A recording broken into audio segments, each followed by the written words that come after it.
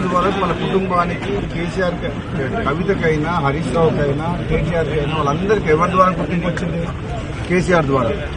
కేసీఆర్ లేకుంటే కవిత ఎక్కడుంది? అది ఒక కుటుంబంలో ఆధిపత్య పోరు కాస్త బయటకు వచ్చి పార్టీ పెట్టింది. నిజంగా ఇది పెద్ద జోక్ కవిత పార్టీ. కవిత డెఫినెట్ గా మొట్టమొదటి సమావేశాలని ఒక ఆడకూతురు ఆడపిల్లకు తండ్రి అంటే ఎంత ప్రేమ ఉండాలి? ముఖ్యంగా తండ్రికి కూతురు అంటే అంతే ప్రేమ ఉంటుంది, కూతుర్లకు కూడా తండ్రి అంటే అంతే ప్రేమ ఉంటుంది. ఆయన ఒక ఉద్యమకారుడు. కేసీఆర్ తెలంగాణ రాష్ట్ర ఏర్పాటులో కృషి చేసిన వ్యక్తి. అటువంటి వ్యక్తిని స్వయాన కూతురే ఆ విధంగా మాట్లాడడం అనేది డెఫినెట్ గా ఆమె మొట్టమొదటి సమావేశాలనే తప్పు చేసింది. దాంతోనే తెలంగాణ ప్రజలందరూ కూడా ఆలోచించుకుంటారు ఏమని. తండ్రిని గౌరవించుకోలేని మనిషి ప్రజలకు తల్లి ఎట్లయితుంది? ఏదైతే మీరు తీవ్రంగా బాధతో చెప్తున్నా చాలా తప్పు మాట్లాడింది కవిత.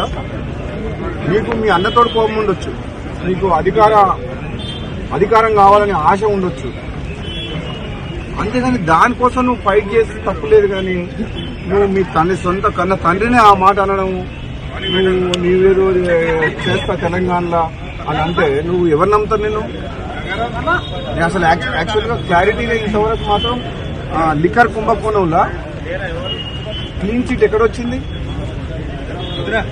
మద్యం కుంభకోణం విషయంలో కోర్టు ఇంకా పెండింగ్ లే ఉన్నది. దానికి మంచి ఆధారాలు ఉన్నాయి. ఇప్పటికిప్పుడే మొత్తం తెలంగాణ ఉద్ధరిస్తున్నాయి. తెలంగాణ సంగతి తర్వాత కానీ మేము చాలా మంది నువ్వు తీసుకునేటోళ్ళు. కానీ ఫస్ట్ నువ్వు ఆ కేసులకి ఎట్లా బయటపడుతూ అది తీసుకో. ఫస్ట్ అది ఇంకా కేసు క్లోజ్ కాలేదు. నిజంగా ఈ రాజకీయ పార్టీ పెట్టడం అంటే అంతకుముందు గతంలో ఒకసారి కేసీఆర్ అన్నట్టు పార్టీ పెట్టడం అంటే పాండవ పెట్టినట్టు అయిపోయింది. మీ దగ్గర పైసలు ఉన్నాయని చెప్పి కొంతమందిని తీసుకుపోయి ఒక ఫంక్షన్ హాల్ తీసుకొని నీకు సోషల్ మీడియాలో చేసుకొని పార్టీ డిక్లేర్ చేసి పడేసింది. అది కూడా పోయిపోయి తెలంగాణ రాష్ట్ర సేన టీఆర్ఎస్ అంట. ఎంత తెలివిగా ఆ పేరును వాడుకొని ఏదో కొన్ని సీట్లు మాట్లాడుకొని మళ్ళీ రేపొద్దున ఏదైనా గెలిచి రాజకీయ లబ్ధి కోసం ప్రయత్నం చేసింది తప్పితే కవిత వల్ల ఏమి ఊరు లేవదు, లేవదు, తిరగాదు.